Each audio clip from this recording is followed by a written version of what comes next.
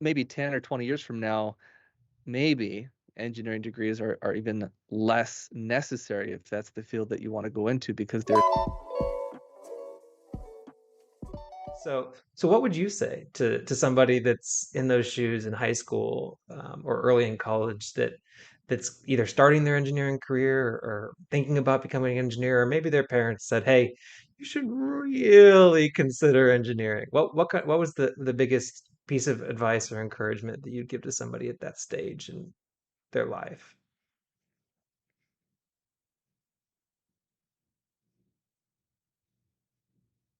I don't know that I have a one size fits all type answer here. It's a A very few vague things come to question. mind. Yeah. Yeah, a few things come to mind. I was very fortunate that my parents more or less funded my college experience. So I came out of school with very little debt. I had a couple of small student loans, but mostly I came out of school with almost no debt. So when I started earning a salary as an engineer, it wasn't an incredible salary. I think I started off around 60,000 a year, and that was back in 2006, I think.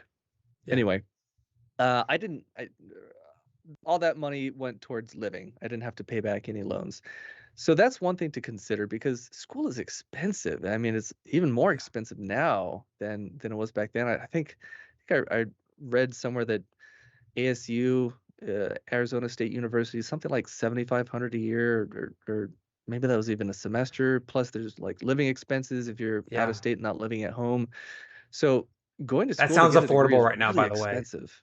That sounds Okay, I'm affordable. probably wrong. That was probably like 8 years ago. I heard. I don't know, Yeah. but Yeah. you know, you'll probably pay, I don't know, 80 grand or something to get a college education in engineering these days. That's a lot of money. And if you don't have if you have to borrow that money in order to pay for it, that's a lot of money that you have to pay back. And it's 4 years that you could have been working if you wanted to and earning money as Yeah. opposed to just going more and more in debt. So that's one piece to consider. Um, what else would I say? It's a good idea to get an engineering degree still. I talked about how some of these companies aren't requiring engineering degrees for some of their technical positions.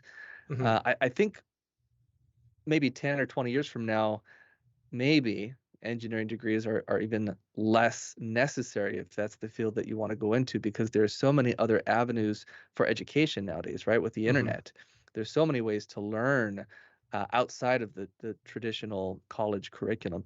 But I don't think we're quite there right now.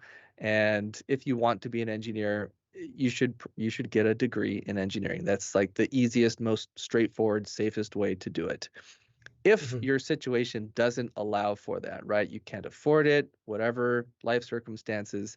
I don't think that's the only way to become an engineer. In fact, we employ some people here at Pipeline who I 100% consider to be fully fledged engineers, but they don't have a degree in engineering. And maybe they started working at a machine shop or they got like a kind of a technician level job where you don't necessarily need a degree, but you can get your foot in the door at least. Yeah. And then you start learning things on the job and a little bit of on the job training plus some resourcefulness of your own, finding places online to learn, doing your own projects, YouTube videos, whatever. You can amass quite a bit of knowledge and capability outside of a university. And there are plenty of companies. I mean, Pipeline is a great example. I don't really care if people have a degree, if they're applying to work here. All I care about is can you do the job? Can you Yeah. do the work? So if you can demonstrate to me that you can do the engineering work, I don't care if you don't have a degree, and we're not the only company like that. So if you can't go to university, don't give up on if you have this dream of being an engineer. There are other paths. It might take a little bit longer, might not be quite as direct, but there are other paths to get there. Yeah.